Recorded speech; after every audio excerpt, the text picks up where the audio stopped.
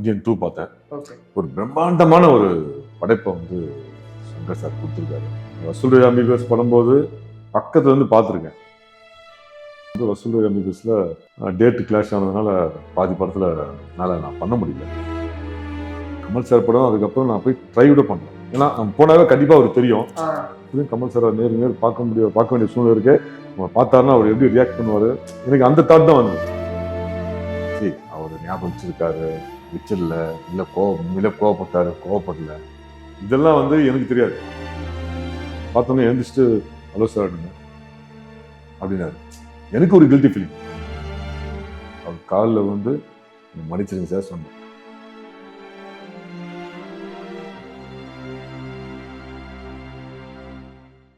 அதாவது இப்பத்த prominent directors கூட எல்லாரு கூடயுமே நீங்க ஒர்க் பண்ணிருக்கீங்க. ரஞ்சித் சார் இருக்கட்டும், லோகேஷ் கனகராஜ் சார் இருக்கட்டும், இவங்களோடலாம் ஒர்க் பண்றதை எப்படி பாக்குறீங்க? இப்போ எக்ஸாம்பிள் லோகேஷ் கனகராஜ் சார் இது எல்லாமே கடவுள் தான் நன்றி சொல்லணும். ஏன்னா இவ்வளோ பெரிய லெஜண்ட்ஸு, இவ்வளோ பெரிய directors, young directors, already work பண்ண எஸ்டாப்ளிஷ் டேரக்டர்ஸு எல்லாருக்குமே வந்து சரி இவன் வந்து பண்ணுவான், எந்த கேரக்டர் கொடுத்தாலும் அதை வந்து எந்த கேரக்டரோ பெரிய கேரக்டரோ கொடுத்தா கொடுக்குற வேலையை கரெக்டாக பண்ணுவோன்ற நம்பிக்கை வச்சு தான் அவங்க கொடுக்குறாங்க. அதுக்கேற்ற மாதிரி நம்மளும் வந்து அவங்கள போய் பார்த்து முயற்சி பண்ணுறோம். ஸோ அது தொடர்ந்து இது மாதிரி டேரக்டர்ஸ்லாம் கொடுக்கணும்னு நான் வந்து வேண்டி கேட்டுக்கிறேன் எல்லாரையும். ஏன்னா இவங்க இல்லைன்னா நம்ம இல்லை. ஒரு டேரக்டர் நினச்சா தான் ஒரு நடிகை வந்து உருவாக்க முடியும். ஸோ அது சந்தோஷமாக இருக்குது. ஏன்னா இன்னமும் நம்ம வந்து இவங்க கிட்ட நடிக்க முடியுதில்ல. அது வந்து உண்மையில காட்ஸ் கிஃப்ட். கண்டிப்பா. அண்ட் சலாருக்கு அப்புறமா தெலுங்குல ஏதாவது ஒரு படங்கள் இப்போ பண்ணிட்டு இருக்கீங்களா? அதை பத்தி சொல்லுங்க. சலாருக்கு அப்புறம் வந்து 4-5 படம் இப்போ பண்ணிட்டு இருக்கேன். தெலுங்கு கேட்க சந்தோஷமா இருக்கு சார். அதாவது எல்லா லாங்குவேஜ் பேன் இண்டியன் ஸ்டாரா வந்துகிட்டு இருக்கீங்க. அதுக்கு நம்ம இயக்குநர்களுக்கு தான் நன்றி சொல்லணும். ஏன்னா இப்போ கபாலி போல, விக்ரம் போல, இது மாதிரி இந்தியா முழுக்க பிரபலமாக பேசப்பட்ட, பிரபலமாக சூப்பர் டூப்பர் ஹிட்டான படங்கள்ல நமக்கு நடிக்க வாய்ப்பு கொடுத்த இந்த தமிழ் இயக்குநர்களுக்கு தான் நம்ம நன்றி சொல்லணும். சார் நீங்க சொல்லும் போது விக்ரம்ல நீங்க வந்து லோகேஷ் கனகராஜ் சாரோட பண்ணியிருந்தீங்க. அது வந்து லியோல பண்ண முடியாத அந்த யூனிவர்ஸ் கான்செப்ட்லாம் சொன்னாங்க. கூலியில ட்ரை பண்ணீங்களா சார்? அவர்கிட்ட பேசுனீங்க? இல்லை, அவர் பார்க்கக்கூடிய சந்தர்ப்பம் கிடையில. நான் தொடர்ந்து முயற்சி பண்ணேன். ஒரு 6-7 மாசமா அவர் பார்க்கணும்னு சொல்லிட்டு ரொம்ப முயற்சி பண்ணேன்.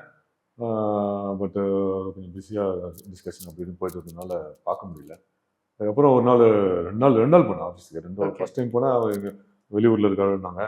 அப்புறம் செகண்ட் டைம் போனேன். அப்புறம் இல்லை சார், இப்போ இது முன்னாடி நடித்தவங்க யாருமே இல்லை சார், இது எல்லாமே நியூ செட்டப்லாம் போகுது அப்படின்னாங்க. இல்லை சார், போன படத்தில் இப்படி தான் சொன்னீங்க சார் அப்படின்னேன். இல்லை சார், இந்த படத்துலையும் அப்படி தான், ஏதோ சீக்கிரம் வருதுன்னாங்க. சரிங்க சார், பரவாயில்ல, மறுபடியும் அடுத்த படத்துக்கு வரேன் அப்படின்னு சொல்லிட்டு நான் வந்துட்டேன். ஸோ நம்ம முயற்சி பண்ணாமல் இருந்தாலும் மனசு வந்து கொஞ்சம் கேட்டு தான் கொடுத்துருப்பாங்க. நான் தீவிரமாக முயற்சி பண்ணேன். அவங்களும் டீசெண்டாக சொன்னாங்க, புரிஞ்சுக்கிட்டு வந்துட்டேன். மேபி அடுத்த படத்துல கொடுக்கலாம். Let's see sir. விக்ரம் எல்லாம் கண்டிப்பா. ரீசெண்டா பார்த்த படங்கள்ல உங்களுக்கு ரொம்ப இந்த படம் ரொம்ப நல்லா இருந்ததுப்பா, நான் பார்த்ததுல ஒன் ஆஃப் த நல்ல படமா இது அமைஞ்சுன்னு சொல்ல வச்ச படம் இது? இப்போதான் முந்தா நாள் தான் வந்து இந்தியன் 2 பார்த்தேன். ஓகே. ஒரு பிரம்மாண்டமான ஒரு படைப்பை வந்து சங்கர் சார் கொடுத்துருக்காரு. உண்மையில இது மாதிரிலாம் யோசிக்கிறதுக்கே வந்து ஒரு இது வேணும், அதுக்கு ஒரு திறமை வேணும். அந்த ஃப்ரேமிங் வைக்கிறாங்கல்ல, அது அவ்வளோ பிரம்மாண்டமாக, ஒவ்வொரு ஃப்ரேமும் அவ்வளோ பிரம்மாண்டமாக இருந்தது. உண்மையிலே உலகநாயகன் அவர்களுடைய அந்த நடிப்பு சான்ஸ். நீங்க கமல் சார் ரொம்ப அட்மையர் பண்றீங்க. ஆமாம், ஏன் சார், நான் வசூல் அம்பிகஸ் படும்போது பக்கத்துல இருந்து பார்த்துருக்கேன். அப்புறம் விக்ரம்ல ஒரு 2-3 நாள் தான் பக்கத்துல இருந்து பார்த்தேன். வசூல் இதெல்லாம் ஒரு 30 நாள், ஆமாம் 20 நாள் மேலே இருக்கும். ஸோ அவருடைய டெடிகேஷன், அவருடைய இன்வால்மெண்ட்டு இதெல்லாம் பக்கத்துலேருந்தே பார்த்துருக்கேன் நான். ஒவ்வொரு சின்ன விஷயம், நுணுக்கமான விஷயம் கூட பார்த்து பண்ணுற ஒரு நடிகர். இந்த ஃப்ரேமில் ஒரு 20 பேர் இருக்காங்கன்னா 20 பேரும் நீ என்ன பண்ணும் அப்படிங்கிறத தெளிவாக சொல்லுவார். அந்த அளவுக்கு நடிகர். இந்த வயசான கெட்டப்பில் என்ன மாதிரி பண்ணியிருக்காரு. ஒவ்வொரு கெட்டப்லையும், அதுவும் அந்த ஃபுல் பேட் பாடியோட நிற்கும்போது, என்னதான் கொஞ்சம் சில இந்த ஒர்க் இருந்தாலும் அந்த ஒரு கூணு இந்த மாதிரியே இருப்பார் பாருங்க. ஆமாம். த்ரூ அவுட் அந்த மெயின்டைன் பண்ண, அதெல்லாம் கஷ்டமான விஷயம் இந்த வயசுல. அதெல்லாம் பண்றதுன்றது ரொம்ப ரொம்ப. அவரோட உங்களுக்கு ஏதாவது ஃபேவரட் மெமரி இருக்காதுன்னா? கமல் சாரோட இந்த ஒரு மெமரி நான் ஞாபகம் வச்சுக்கோப்பா, என் சினிமா கேரியர்ல இதெல்லாம் நான் ஞாபகம் வச்சிருப்பேன் இருக்குல்ல, அது மாதிரி கமல் சாரோட ஃபேவரட் நான் மெமரி. ஏற்கனவே சொன்னது தான். ஆக்சுவலாக நான் வந்து வசூல் எம்பிபிஎஸ்ல பாதி படத்தில் வந்து வேற படத்துக்கு போக வேண்டிய ஒரு கட்டாயம் ஏற்பட்டதுனால, டேட்டு கிளாஷ் ஆனதுனால பாதி படத்தில் மேலே நான் பண்ண முடியல. அது என் மனசுக்குள்ள எப்பவுமே உறுத்திட்டே இருக்கும். என்னடா அது நம்ம பண்ண முடியாமல் போச்சு. அதனால நான் வந்து கமல் சார் படம் அதுக்கப்புறம் நான் போய் ட்ரை கூட பண்ணல. ஏன்னா நம்ம போனாவே கண்டிப்பாக அவருக்கு தெரியும். அப்புறம் வரலங்கிற விஷயம் கரெக்டாக ஞாபகம் வரும். கண்டிப்பாக கொடுக்க மாட்டாங்கன்ற எண்ணத்தில் நான் வந்து அவர் ஆஃபீஸுக்கும் அதுக்கப்புறம் போனதில்லை, அவரையும் நான் போய் பார்க்கவே இல்லை. அதுக்கப்புறம் விக்ரம் படத்துக்கு நான் லோகேஷ் கனகராஜரை போய் பார்த்தேன். கூட எனக்கு கொடுப்பாங்கன்ற நம்பிக்கை இல்லை எனக்கு. நான் ஒரு சிஜி கம்பெனியில் மேனேஜராக ஒர்க் பண்ணிட்டு இருக்கேன். இப்போவும் ரிசைன்லாம் பண்ணல, த்ரூ ஃபோன் இப்படி பண்ணிட்டு இருக்கேன் மார்க்கெட்டிங்கு. அந்த சிஜி கம்பெனியோடைய சிஜி ஒர்க்காக தான் அதை போய் பார்க்குறேன் லோகேஷ் கனகராஜ் சார். அவரெல்லாம் பார்த்து பேசிட்டு முடிச்சிட்ட பிறகு கடைசியாக வந்து சார் ஏதாவது நல்ல ரோல் தான் கொடுங்க சார், உங்கள் படத்தில் நடிகங்க சார்னு சொல்லிட்டு லோகேஷ் கனகராஜ் சாரை கேட்டுட்டு வந்தேன். அதுக்கப்புறம் தான் எனக்கு வந்து விக்ரம் படத்தில் வாய்ப்பு கிடைச்சது. எனக்கு அவர் காம்பினேஷனே கிடையாது. பிகினிங்லாம் ஃபுல்லாக எங்களுக்கு இந்த ஃபேமிலி அப்படி தான் போவோம். எனக்கு அந்த இன்டர் பிளாக் ஃபைட்டில் தான் வந்து ஃபர்ஸ்ட் அவரோட காம்பினேஷன் வரப்போகுது. ஃபர்ஸ்ட் நாள் போனேன், இப்படியும் கமல் சாரை நேர் பார்க்க வேண்டிய சூழ்நிலை இருக்கு. நம்ம பார்த்தாருன்னா அவர் எப்படி ரியாக்ட் பண்ணுவார், எனக்கு அந்த தாட் தான் வந்தது. நம்ம வந்து பாதியிலே அந்த படத்துல வந்து, ஏன்னா 7 பேர் தான் சூர்யாமி பேசல, கூடவே இருக்கிறது. ஒருத்தர் மிஸ் ஆனால் கண்டிப்பா ஒரு ஞாபகம் இருக்குல்ல, எங்கடா அவன் ஆளை காணோம்னு சொல்லிட்டு கண்டிப்பா தெரிஞ்சிருக்கும். அவ்வளோ சீக்கிரம் மறக்கக்கூடிய ஆளும் கிடையாது. அப்படிங்கும்போது எனக்கு பத்தட்டமா வந்து பார்த்தா எப்படி ரியாக்ட் பண்ணுவாரு, எனக்கு ஒரு கில்ட்டி ஃபீலிங். அதுக்கப்புறம் செகண்ட் டே தான் அவரை ஒரு இடத்துல உட்காந்துருந்தா, அப்போ தான் ஷாட்டுக்கு வந்தார். பார்த்தோன்னே எழுந்திரிச்சிட்டு ஹலோ சார் அப்படின்னாரு. கண்ணு மட்டும் அப்படி நான் பயந்துட்டேன். ஆஹா, ஞாபகம் வச்சிருக்காரப்ப நம்ம பார்த்துட்டாரு, இப்போ ரியாக்ட் பண்ணுறதே எனக்கு வந்து கோமா பார்த்தாருன்ற ஒரு ஃபீல் தான் இருந்தது எனக்கு. அப்போ அன்னைக்கு எனக்கு காம்பினேஷன் அதுக்கப்புறம் ஷார்ட் வரல ஆக்சுவலாக. நான் நேரில் பார்த்துட்டேன். மறுநாள் பயந்துட்டே இருக்கேன், எப்படியும் அந்த ஷார்ட் அவர் கூட நடிச்சான். போகிறேன், பார்த்தோன்னே அப்படின்னாரு, அப்பாடா ஒன்றும் மனசில் இல்லை. அந்த ஒரு தருணம் வந்து எனக்கு ஒரு ஹாப்பினஸ் கொடுத்தது. சரி, அவர் ஞாபகம் வச்சிருக்காரு, வச்சிடல, இல்லை கோவப்பட்டாரு, கோவப்படல, இதெல்லாம் வந்து எனக்கு தெரியாது. ஆனால் எனக்கு என் மனசாட்சிக்கு ஓகே, நம்ம வந்து தப்பு பண்ணோம், அதனால தான் பயந்தேன். ஃபர்ஸ்ட் நாள் கோவமாக பார்த்தாரு, 2வது நாள் ஃபைல் பண்ணாரு, எல்லாம் ஓகே, நான் ஈஸ் ஆல்சோ கூல், எனக்கும் வந்து ஓகே அப்படின்னு இதாச்சு. அதுக்கப்புறம் வந்து படத்தோட ஆடியோ லான்ச்சில் அவர் பேசும்போது எல்லாத்தையும் பேசி முடிச்சுட்டு கடைசியாக வந்து இந்த மாதிரி வில்லன்கள் இல்லைன்னா இந்த படம் வந்து இவ்வளோ தூரம் மிரட்டலாக வந்திருக்காது அப்படின்னு சொல்லி, இப்போ விஜய் சேதுபதி சாரோடைய கேங்கை கூப்பிடுறேன்னு சொல்லிட்டு எங்கெல்லாம் கூப்பிட்டாரு. அப்போ நான் படி ஏறி போய் அவர் காலில் வந்து மன்னிச்சிருங்க சார் சொன்னேன். அந்த சத்தத்தில் அவருக்கு அவர் காதில் விழுந்தா என்னன்னு தெரியாது. நான் அப்படியே விழுந்திருந்தாலும் நான் எதுக்கு மன்னிப்பு கேட்டேன்னு அவருக்கு தெரியாது. கீழே வந்து மன்னிச்சிருங்க சார் சொல்லிட்டு நான் போய் அங்கே போய் நின்னேன் நடையில. ஓகே சார், ஆனால் இப்போ நீங்கள் 26 வருஷத்துல ஏதோ ஒரு நடிகரோடு நடிக்கும் போது இவன் கண்டிப்பா ஏதோ ஒரு பிக் வரும். அவரோட ஆரம்ப கால ஸ்டேஜ்ல கூட இருக்கலாம், இந்த ஆக்டர் கண்டிப்பா வேற மாதிரி வருவாரு, இவருக்கு கண்டிப்பா தமிழ் சினிமா ஒரு இடத்த பிடிப்பாரு, உங்களுக்கு ஃபீல் பண்ண வச்சது ஆக்டர் இருக்கா? Vishal Sivakarthikeyan sir. Vishal sir Sivakarthikeyan sir. Vishal சாரோட ஃபர்ஸ்ட் படம் வந்து செல்லமேல நான் பண்ணேன். அப்போ வந்து ஃபைட்லாம் செம ஸ்டைலாக நல்லா பண்ணுவார். அதை பார்த்துட்டு அப்போ நான் ஃபீல் பண்ணேன், இவர் வந்து பெரிய லெவலில் வருவார் அப்படின்னு. அதே மாதிரி சிவகார்த்திகேயன் சார் கூட வந்து அது இது எது அப்படின்ற ப்ரோக்ராம்ல நான் கெஸ்டாக போயிருந்தேன். அப்போ அந்த காம்பேரிங் பண்ணும்போது அதுல ஒரு தரம், ரெண்டாவது ஒரு காமெடி கலந்த ஒரு ஹீரோக்கு உண்டான ஒரு விஷயங்கள், அந்த லுக்கு எல்லாமே இருந்தது.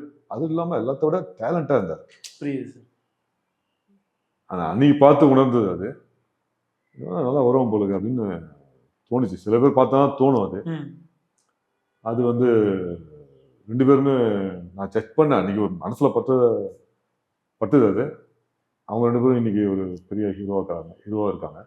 பாலகிருஷ்ணா சார் நீங்க படம் பண்றீங்க, அவரை பத்தி எப்பவுமே ஒரு பிம்பம் வந்து இருந்துகிட்டே இருக்கா. அவர் எல்லாரும் வந்து ஒரு இப்படி இருக்காரு, அப்படி இருக்காரு, ஏதோ ஒன்று ஆட்டிடியூடா இருக்காரு. ஆக்சுவலி அவர் எப்படிப்பட்ட பர்சன்? இதான் ஃபர்ஸ்ட் டைம் அவரோட நடிகர், அதான் ஃபர்ஸ்ட் டைம் பார்க்குறேன் அவரை. ரொம்ப நல்ல ஒரு என்தூசியாசம் உள்ள ஒரு ஹீரோ அவர்.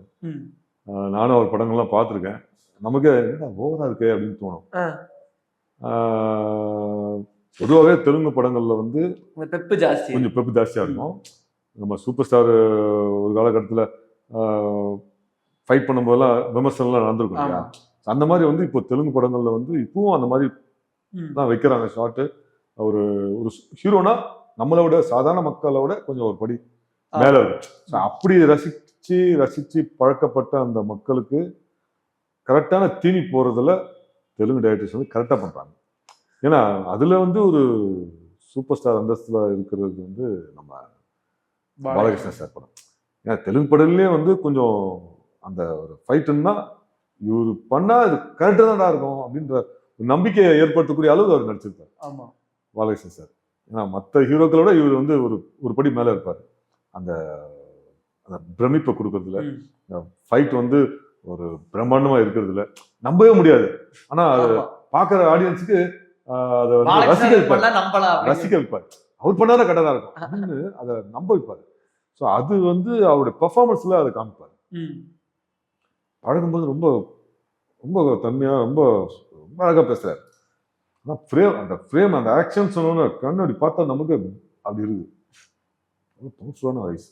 நார்மலா அவரை பத்தி பேசுற எல்லாருக்குமே சொல்லுவாங்க, நீங்க நினைக்கிற மாதிரி அவர் ஆட்டிடியூட் எல்லாம் கிடையாது. அவர் வந்து பேசுறா ரொம்ப ஜோவியலா பேசுவார். பயங்கர ஜோவியலா பேசுறாரு. பயங்கர ஜோவியலா பேசுறாரு. ஆட்டிடியூட் இதுவரைக்கும் நான் இப்போ 8-9 நாள் பண்ணிட்டேன் அந்த படத்துல. ஆட்டிடியூட் நான் பார்க்கவே இல்லை. இத்தனைக்கும் கேரவன் உள்ளே போக மாட்டார் சார். கேரவனுக்கே போக மாட்டாரா? கொடை பிடிக்க விடுறது இல்லை சார். அசிஸ்டன்ட் பக்கத்துல மாட்டேன். நான் ஷூட்டிங் போனாலும் நானே யாராவது கொடை பிடிப்பாங்க. அவர் எனக்கு சன்லைட்ல இருந்தா தான் பிடிக்கின்றார். அப்புறம் அவரு பிடிக்காம நம்ம அசிஸ்டன்ட் விட்டு பிடிக்க சொல்லுவோமா? கிட்ட அப்படி போயிட்டு அவர் இல்லாத ஷாட்ல நம்ம இந்த நம்ம தான் வந்து பிடிப்பாங்க. ஏன்னா அவர் ரொம்ப க்ளோஸாலாம் பேசக்கூடிய வாய்ப்பு இல்லை. வாய்ப்பு நான் பொதுவாகவே என்ன கேரக்டர் கொஞ்சம் மார்னிங் போனோடனே குட் மார்னிங் சார்னு சொல்லிட்டு அப்படியே ஓரமாக போயிடும், அவ்வளோதான். ஆனால் அவர் எலெக்ஷனில் நின்று ஜெயிச்சு அதுக்கப்புறம் ஒரு ஷெட்யூல் போயிருந்தேன். அப்போ அவர் போயிட்டு சால்வெல்லாம் போட்டு வாழ்த்துக்கள் சொல்லிட்டு வந்தேன். அவர் ஃபர்ஸ்ட் எதுக்கு சால்வ் போகிறோன்னு புரியல அவருக்கு. இவன் வந்து எதுக்கு சால்வ் போகிறான் அப்படின்னு என்ன இல்லை சார் நீங்கள் பார்ட்டி நீங்கள் எல்லாம் ஜெயிச்சு வந்திருக்கீங்க வாழ்த்துக்கள். ஓ அதுக்கா அப்படின்னு சொல்லிட்டு அப்புறம் வாங்கிக்கினாரு. ஸோ அது மட்டும் தான் பேசினேன். மற்றபடி நான் பொதுவாகவே கொஞ்சம் டிஸ்டன்ஸ் கொஞ்சம் ஓரமாக நிற்கிறாரு. அதனால கிட்ட போகிறேன். புதுசா வந்த டைமுக்கு இப்போ இந்த 26 வருஷம் ஆயிடுச்சு சார். எந்த ஒரு விஷயம் நீங்க தெரிஞ்சுக்கிட்டீங்க சார்? அதான் சினிமா அப்படிங்கறத முக்கியமா தெரிஞ்சுக்கிட்ட விஷயம் என்ன? முக்கியமா நான் தெரிஞ்சது வந்து இங்க வந்து எத்தனை வருஷம் நம்ம வந்து சினிமால இருக்கிறோம் அப்படிங்கிறது கணக்கே கிடையாது. நீங்க இன்னைக்கு தான் சினிமா வரீங்க, ஒரு படம் நடிக்கிறீங்க. இங்க வந்து சீனியர் ஆர்டிஸ்ட் ஜூனியர் ஆர்டிஸ்ட்னு சொல்லுவாங்க. சினிமாவில் அது ஒரு வேர்டு இருக்கு. நீங்க எத்தனை வருஷம் இருந்தாலும் சீனியர் ஆர்டிஸ்ட்ன்றது உங்க வயசை வச்சு இல்லை சினிமாவில் இருக்கிற ஒரு அனுபவத்தை வச்சு அந்த அனுபவம் இருக்குல்ல அதை வச்சு வந்து சீனியர் ஜூனியர்னு சொல்லுவாங்க. ஆனால் என்னை பொறுத்த வரைக்கும் நீங்க எத்தனை வருஷம் நான் அனுபவிச்சதுல சொல்றேன். நீங்க எத்தனை வருஷம் சினிமாவில் இருக்கீங்கன்றது கணக்கில் வராது. இன்னைக்கு நீங்க என்ன வரீங்க, இப்போ நீங்க இருக்கீங்க ஒரு படம் இப்போ பண்றீங்க ஹீரோவா, இன்னைக்கு நீங்க இங்கே உட்காந்துருக்கலாம். நாளைக்கு நீங்க வந்து ஒரு படம் நடிச்சு ஹீரோ ஆகி சைன் ஆகி ஒரு 2 கோடி 3 கோடி 5 கோடி 10 கோடி போடுறீங்கன்னா நீங்க தான் சீனியர் ஆர்டிஸ்ட், நான் ஜூனியர் ஆர்டிஸ்ட். என்னோட அனுபவத்துல நான் வந்து பார்த்தது கத்துக்கிட்டது தான். இந்த ஒரு சந்திப்புக்கு ரொம்ப ரொம்ப நன்றி சார். தங்களான் படம் பற்றியும் அடுத்து நீங்க பண்ண போற படங்கள் பத்தியும் நிறைய பேசணும். இந்த ஒரு சந்திப்புக்கு ரொம்ப நன்றி. நிச்சயமா தொடர்ந்து சந்திப்போம். வாய்ப்புக்கு நன்றி சார். எல்லாருக்கும் நன்றி.